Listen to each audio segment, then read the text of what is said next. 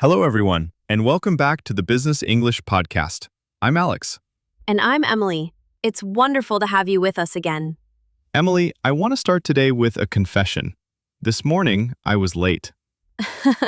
A confession already? I love it. Late for what? For a call. My previous meeting ran long, my coffee spilled all over my desk, and I walked in 5 minutes behind. And I said the wrong thing. What did you say? I said, sorry, so sorry, I'm terrible, sorry. 6 apologies in one breath. Ah, the classic panic apology. And that, my friends, is exactly today's topic. Because being late, or being behind, happens to everyone. Every single professional in the world, at some point, has to say those difficult words. This is going to take longer than we planned. Today we're talking about delays at work. Not how to be perfect, nobody is perfect, but how to handle a delay like a calm, trusted professional. How to talk about it, how to fix it, and how to keep people trusting you even when the news is bad. And this matters so much because here's the truth. People will forgive a delay. What they don't forgive is a surprise. The delay is rarely the real problem. How you handle it, that's the real test. Beautifully said. And that's why the language of delays is so useful. These words are truly international.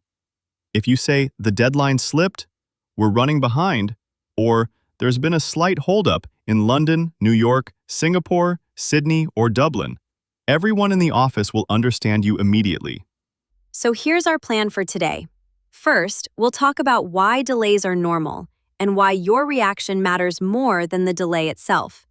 Then, we'll build your vocabulary, all the natural ways to name a delay in English.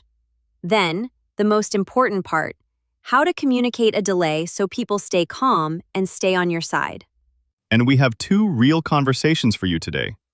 In the first, someone tells their manager about a delay and does it really well.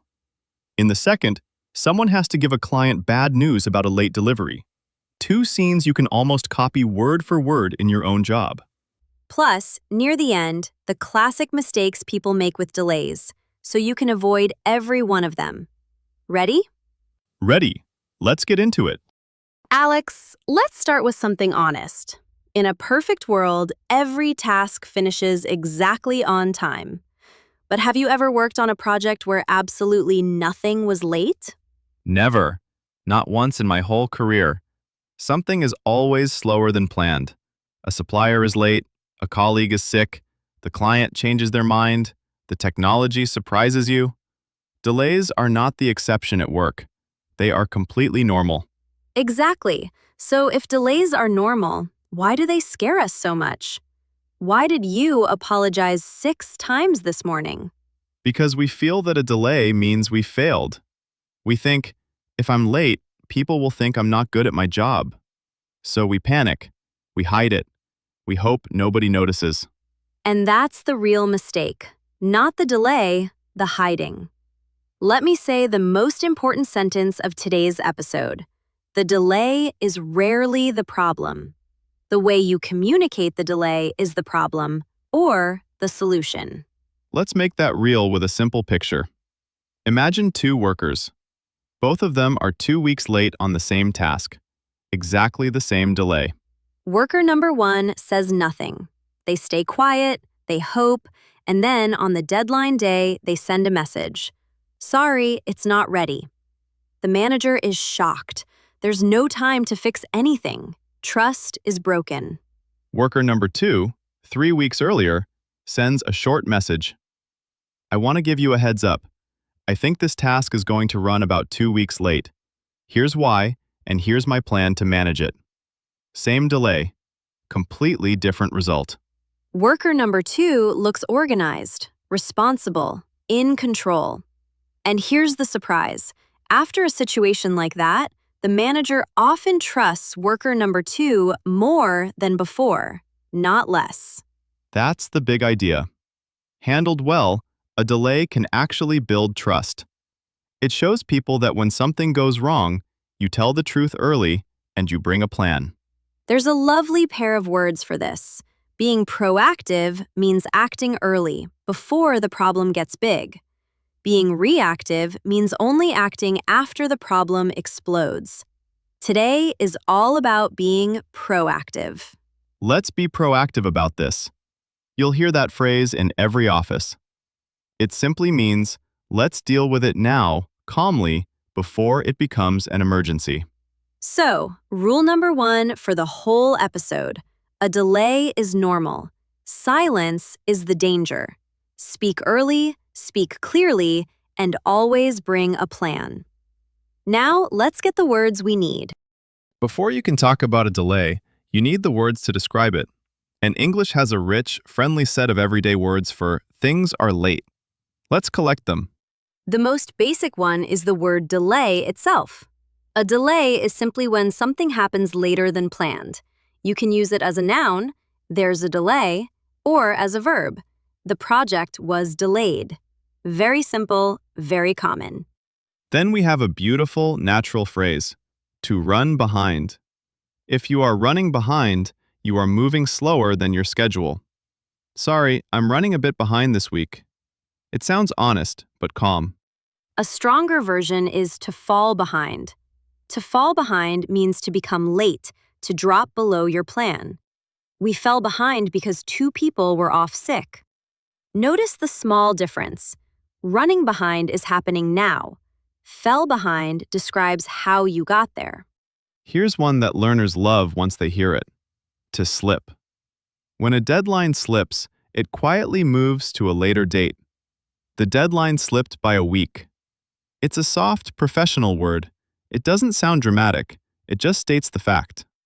And a very useful noun, a holdup or a holdup. A holdup is something that stops progress and causes a delay. What's the holdup is a question you'll hear 100 times at work. It means, why are we waiting? What's stopping us? Then there's a setback. A setback is a problem that pushes you backwards, that slows you down. We had a small setback this week. It's more general than a holdup. A setback is any bad event that costs you time or progress. Now here's one of my favorites because it comes from a real picture, a bottleneck. Think of a bottle. The neck is narrow, so the liquid comes out slowly. A bottleneck at work is the one narrow point where everything gets stuck and slows down. For example, right now the design team is the bottleneck. Every task has to wait for their approval. It's not an insult. It just describes the point where work piles up. Finding the bottleneck is often the first step to fixing a delay. And when work piles up, you get a backlog.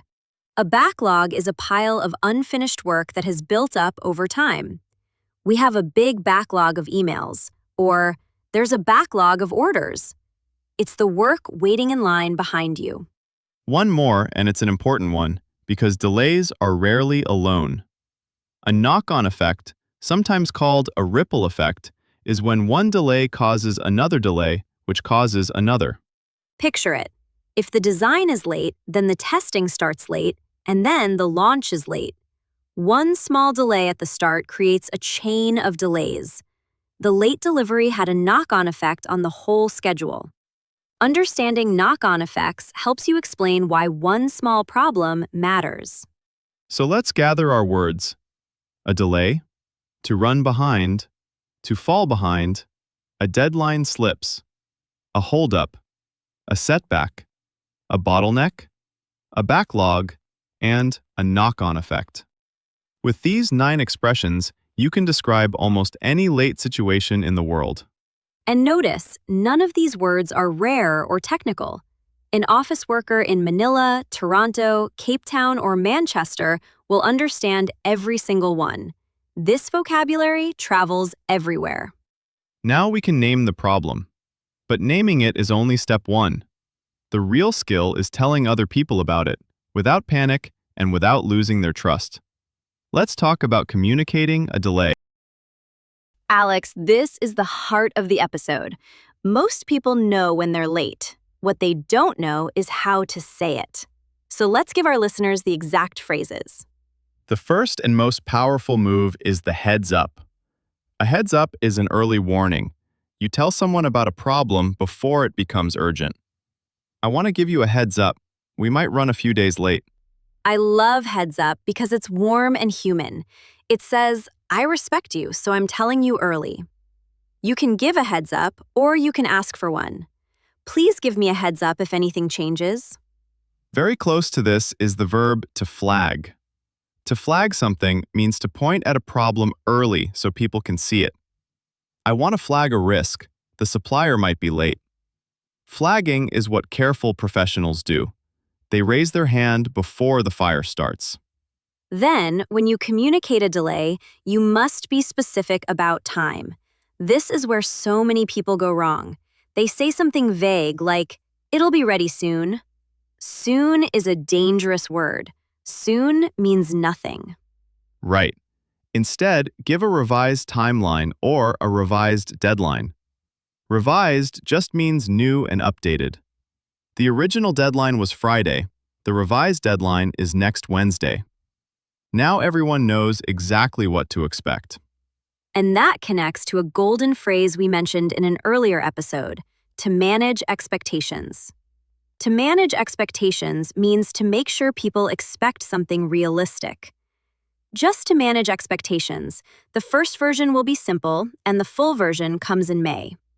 There's also a wise little idea here. Underpromise and overdeliver. It means promise a little less than you think you can do and then do more. If you think you'll finish Tuesday, promise Thursday. If you finish Tuesday, you're a hero. The opposite, to overpromise, is how you break trust. So true. And while you're fixing things, keep people informed. Some wonderful phrases. I'll keep you posted. I'll keep you in the loop.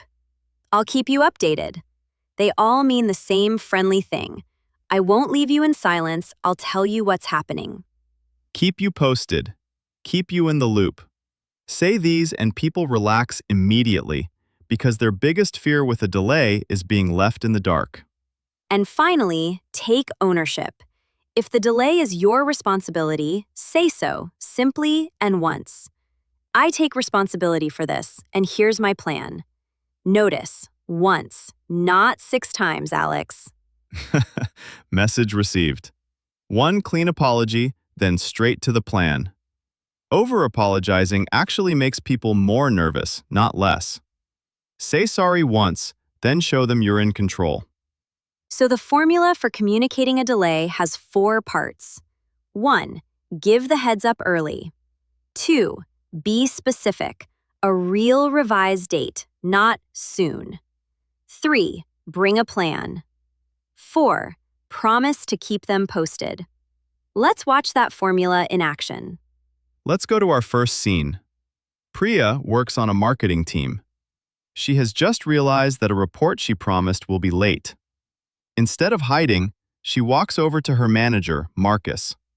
Listen to how she does it. Marcus, do you have 2 minutes? I'd rather tell you this now than let it surprise you later. Of course, sit down. What's on your mind? I want to give you a heads up about the quarterly report. I promised it to you for this Friday. I'm now fairly sure it's going to slip to Tuesday. Okay, tell me what's happening. The main reason is the sales data. I'm still waiting for the final numbers from the finance team, and they've told me they can't send them until Monday morning, so I simply can't finish my analysis before then. It's a holdup on their side, not extra work on mine. I see, so finance is the bottleneck here. Exactly. Once I have their numbers, I need 1 full day to write it up properly. That's why I'm saying Tuesday, not Monday. I'd rather promise Tuesday and be sure than promise Monday and let you down. I appreciate that. Honestly, I appreciate you telling me today instead of Friday afternoon. Is there anything I can do to speed things up? Actually, yes. If you could send a quick message to the head of finance, just asking them to prioritize our numbers, that might help me get them earlier. If they arrive Friday, I might even hit the original date. I'll do that this afternoon. And if Tuesday is the realistic date, Tuesday is fine. The board meeting isn't until Thursday, so we still have a buffer. That's a relief. I'll keep you posted either way. If anything changes, better or worse, you'll hear from me straight away. Perfect. This is exactly how I like to hear about problems. Early, clearly, and with a plan. Thank you, Priya. Now that is how you handle a delay. Emily, let's take it apart because Priya did about 5 smart things in 2 minutes. She did. First, and this is huge, she came early. She didn't wait for Friday. Her very first sentence was, "I'd rather tell you this now than let it surprise you later." She protected her manager from a nasty surprise. And she used our exact phrase, "I want to give you a heads up." Warm, professional, and it tells Marcus immediately, this is early information, not an emergency. Second, she was specific. She didn't say, "It'll be a bit late." She said Friday becomes Tuesday, a real old date, a real new date.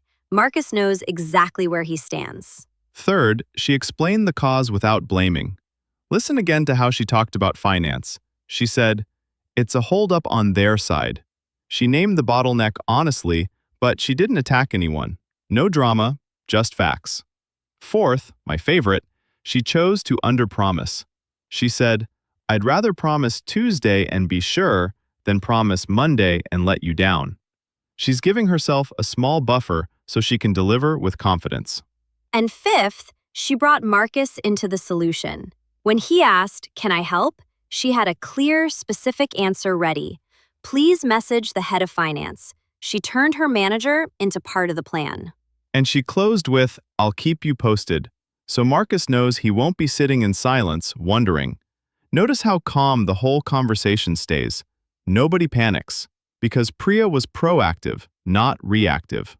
One tiny thing I want learners to notice. Priya apologized 0 times, and it was still polite and professional. She didn't need to grovel. She took the problem seriously, and that respect did all the work. A perfect example. Now, telling your own manager is one thing, but what about the harder conversation? Telling a client, someone outside your company, that their delivery will be late. That takes even more care. Let's talk about recovering and fixing, and then we'll listen to that tougher seat. So you've named the delay, and you've communicated it early. Now comes the action part. What do you actually do to recover? Because a good delay message always comes with a plan. The first idea is to catch up, or to make up time. To catch up means to do the work you missed and get back to where you should be. We worked over the weekend to catch up. You can also say, make up for lost time. Same friendly idea. Then there's a smart move we've talked about before, to prioritize. When you're behind, you can't do everything at once, so you decide what matters most and do that first. Let's prioritize the parts the client sees and finish the rest later. Connected to that is a very practical idea. Deliver in parts. Instead of making the client wait for everything, you give them the most important piece on time and the rest a little later. I can send you the first section on Friday and the full report on Tuesday. People are much happier waiting when they get something now. Another rescue tool is the workaround. A workaround is a temporary solution. Not perfect, but it keeps things moving while you fix the real problem. The main system is down, but there's a workaround. We can process orders by hand for now. And here's where planning ahead saves you. Smart teams keep a buffer, a little extra time built into the schedule for surprises. If you promise the client 2 weeks but planned for 10 days of work, that buffer is your best friend when something goes wrong. The bigger version of a buffer is a contingency plan, sometimes just called a Plan B. A contingency plan is your backup, what you'll do if the first plan fails. If the supplier can't deliver, our contingency plan is to use a second supplier. And sometimes the honest truth is that you can't fix the delay alone. The problem is too big, or it depends on someone above you. In that case, you escalate. To escalate means to raise the problem to someone with more power, your manager or their manager, so it can be solved. And remember from a previous episode, escalating is not failure. Escalating the right problem at the right time is exactly what professionals do. A big problem grows in the dark. Bring it into the light early. So your recovery toolkit is catch up where you can, prioritize what matters, deliver in parts, use a workaround, lean on your buffer, have a plan B, and escalate when it's bigger than you. With those 7 tools, almost no delay is a disaster. And now, the hard scene. Telling a client. A client can't see how hard you're working. They can only hear your words. Let's listen. Hi, Tom. Thanks for taking my call.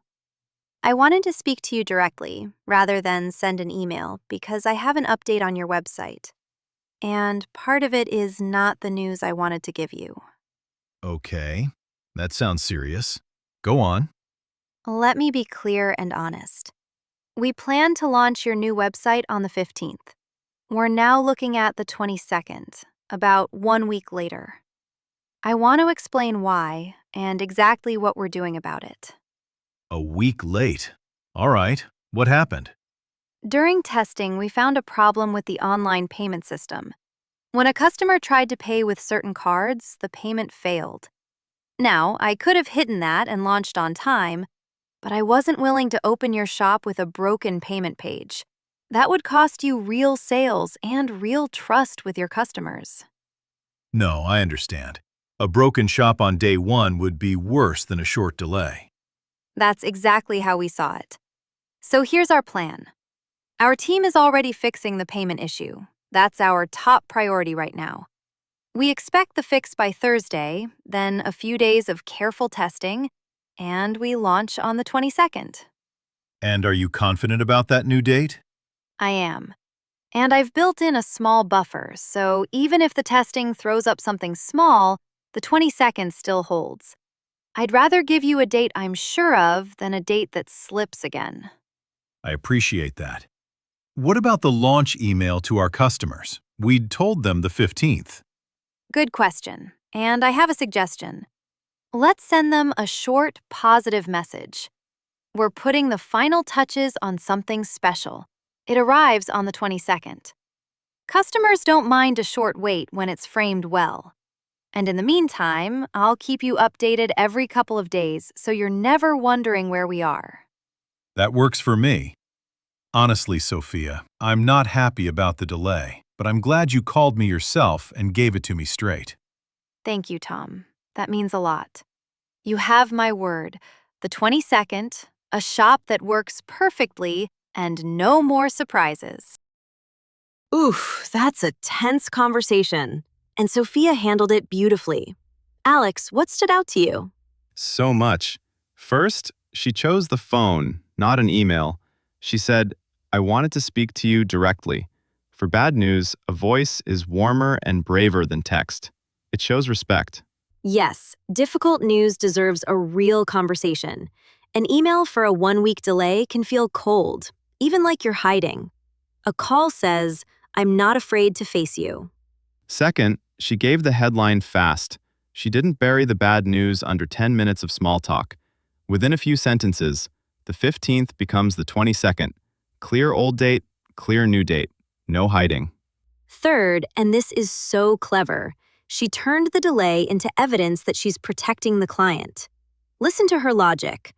I could have launched on time with a broken payment page, but that would cost you sales and trust. Suddenly, the delay isn't carelessness, it's care. That's the masterstroke. She reframed the delay. She's not late because she's slow. She's late because she refuses to give Tom a broken product. The delay becomes proof of her high standards. Fourth, she was specific and confident about the new date, and she mentioned her buffer. Even if testing throws up something small, the 22nd still holds. That gives Tom real confidence, not empty promises. Fifth, she solved his next worry before he even fully raised it, the customer email. She came with a ready, positive suggestion. She's not just reporting a problem, she's managing the whole situation around it. And she closed with our golden habit. I'll keep you updated every couple of days. No silence, no surprises. Tom hangs up worried about the delay, yes, but confident in the person handling it. And notice Tom's journey. He starts nervous, that sounds serious, and ends with, I'm glad you gave it to me straight. Handled well, the delay may even have made the relationship stronger. That's the whole philosophy of this episode in one conversation. You cannot always control the delay. You can always control how you carry it. We've seen how to do it well, twice. Now let's quickly name the classic mistakes, the traps people fall into with delays, so you can spot them and step around them. Mistake number 1, and the biggest of all, the silent treatment. This is when you know you're behind, but you say nothing. You go quiet and hope. And the delay always comes out, usually at the worst possible moment when there's no time left to fix it. Silence feels safe, but it's the most dangerous choice of all. Every day you stay quiet, you steal a day someone could have used to help. Break the silence early. Mistake number 2, being vague about time. It'll be ready soon. Almost done. Give me a little longer.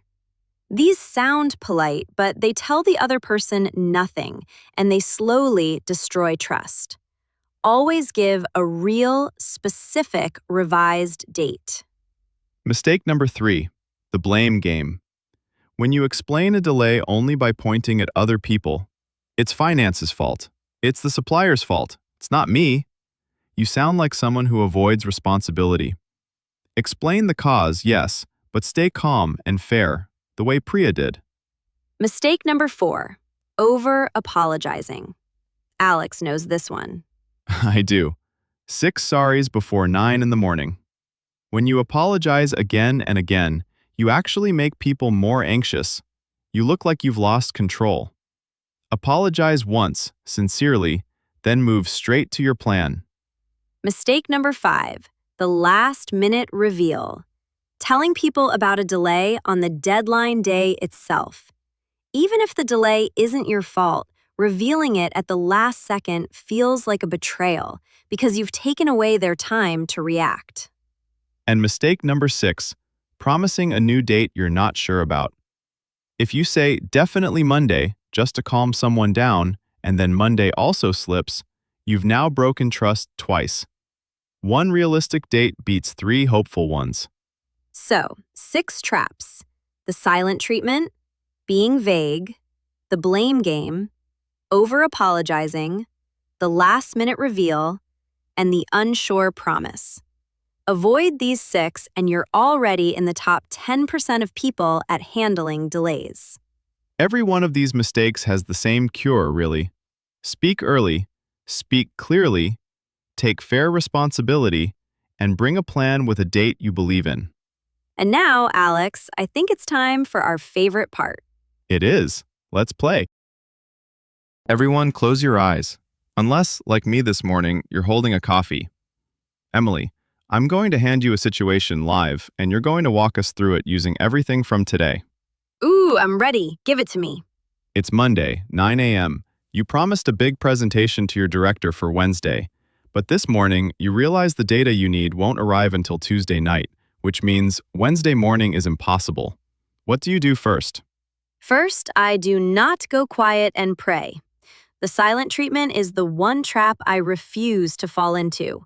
So before I even finish my coffee, I decide to be proactive.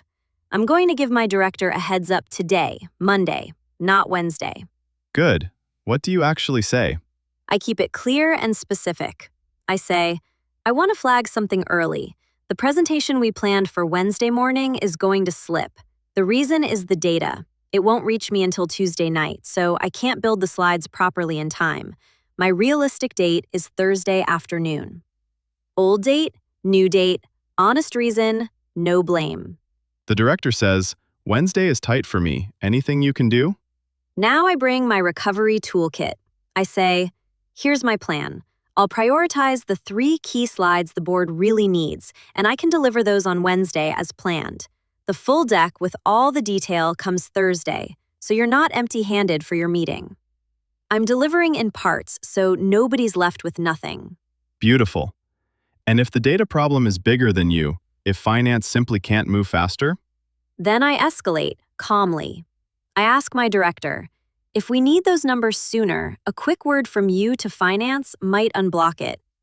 I'm turning the bottleneck into something we solve together, and I've built a small buffer into Thursday, so I'm promising a date I'm actually sure of. And how do you leave the conversation? The way we always should. I'll keep you posted. If anything changes, better or worse, you'll hear from me straight away. No surprises, ever. And I apologize exactly once, not 6 times, because I'm calm and in control. Emily, that was flawless. Did everyone hear that? One tricky Monday morning, and every single tool from today was in her answer. The heads up, the specific date, no blame, delivering in parts, the buffer, the escalation, keeping them posted. If you followed Emily's whole answer, you're ready for any delay your job can throw at you. And if a few phrases slipped past you, that's completely fine. Listen again tomorrow. The second time, everything clicks into place. I promise. All right, everyone, we're going to wrap up. And yes, right on time. But first, your small task for this week. We give you homework because it truly works. Here it is. The next time you're even slightly behind on something, an email, a task, a favor for a colleague, don't go quiet. Send one proactive heads up. Just one. Something like, quick heads up, I'm running a little behind on this. Realistic date is Thursday. I'll keep you posted. Watch what happens. Watch how the other person relaxes. Watch how much lighter you feel. That one small habit, speaking early instead of hiding, will change your whole working life. And then come back and tell us in the comments how it went. We read every single one, and we'd love to know which phrase you tried and how the other person reacted. If this episode was useful, you know what helps us most. Like the video, subscribe to the channel, and share it with one colleague who's ever been late on anything. So, everyone you know. There's a fresh episode twice every week. Next time, we're tackling another topic you asked for, so make sure you don't miss it. Thank you so much for spending this half hour with us. Go be proactive out there. Stay calm, speak early, and we'll see you in the next episode. Bye, everyone. Bye for now.